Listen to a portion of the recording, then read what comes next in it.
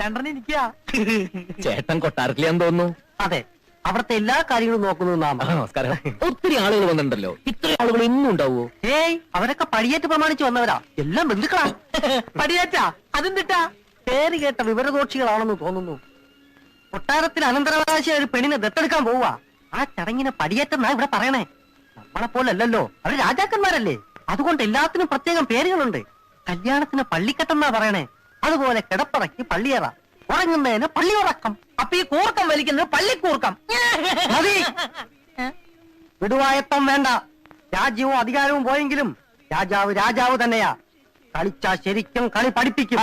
അവരൊരു തമാശ പറഞ്ഞല്ലേ ഏട്ടാ. ഈ ബന്ധുക്കളൊക്കെ രാത്രിയാവുമ്പോ പോവോ? അവര് പടിയേറ്റ് കഴിഞ്ഞിട്ടേ പോകും.